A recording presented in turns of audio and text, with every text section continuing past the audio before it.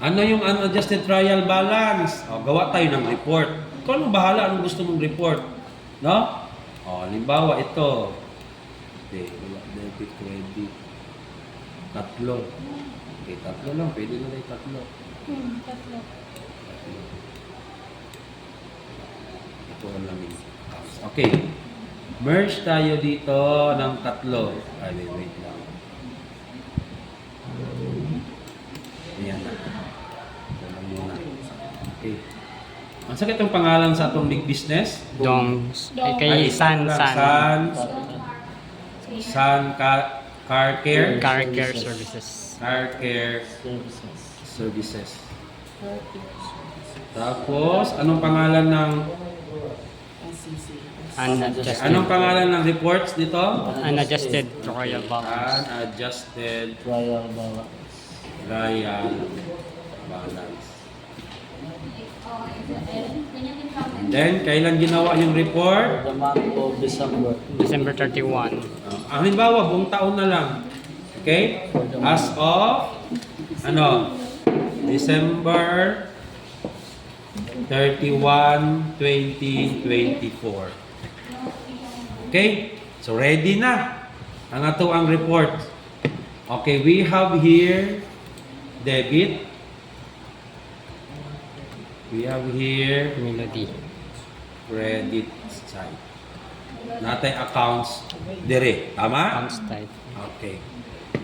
First account, cash. Tama? Yes, sir. Okay. Let's say Alpay, di ba? Alpay man.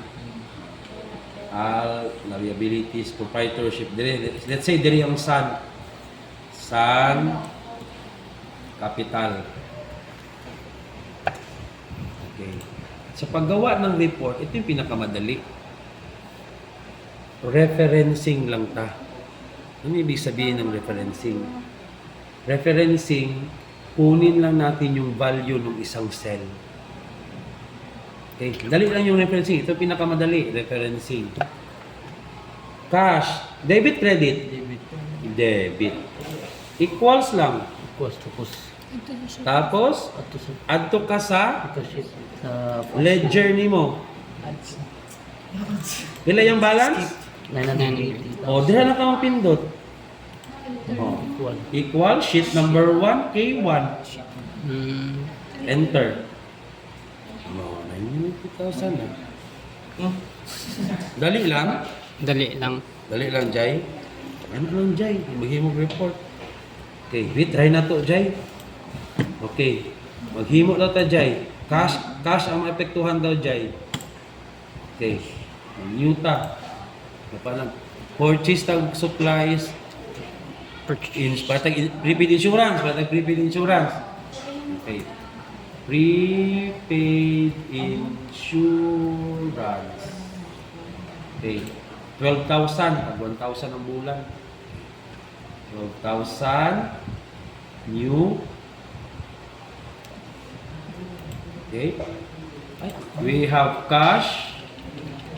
Ilang mabawas? 12,000. 12,000. Credit, di ba? Yes, sir. Okay, purchase Prepaid insurance. of insurance. Purchase of insurance.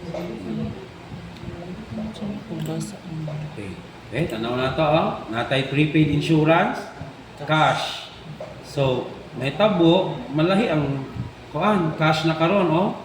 Na naman tayo purchase of insurance. Tama? Yes, sir. So, nahimo na siyang 968. Tanaw na ito itong report. So, 968 na siya. 968 siya. So, meaning to say, every time nagagawa tayo ng journal entry, siya na ang gagawa ng report. Wala. So, ang goal nato, hantod, adjusted trial balance, income statement, statement of owner's equity, balance sheet. Pero sa mga first year, dili mo magtuon sa mga higher sections sa inyong mga kuya. Ay nga naman, pag abot sa balance sheets, i-categorize man nato na siya. Dili na ta pwede mag-cash, accounts receivable, dili na ta pwede magkuan.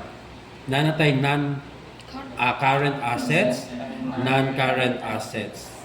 Tapos ang cash, ang tawag ana, i-display na nato na siya as cash and cash equivalents. Okay? Ang equipment, ang land, ang building, ang tawag ana, i-categorize nato siya PPE, property, plant, and equipment. Okay, isang account na lang na siya. Tapos sa notes to financial statement, dito na to siya i-disclose. Ngano ang atong PPE nag-abot og let's say 10 million. Dito na to ibutang nga kay tungod nagpalit ta og land, nagpatindog tag building, dito na to siya i-disclose sa notes to financial statements. So bago ta mag-balance sheets, maghimo tag system dire. Gawa tayo ng system present doon sa balance sheets. First year ha? Okay. As of now, ito yung ituturo ko sa inyo kasi ito yung lesson natin kahapon. Sa Monday, ipagpatuloy natin yung lesson hanggang income statement na tayo, di ba?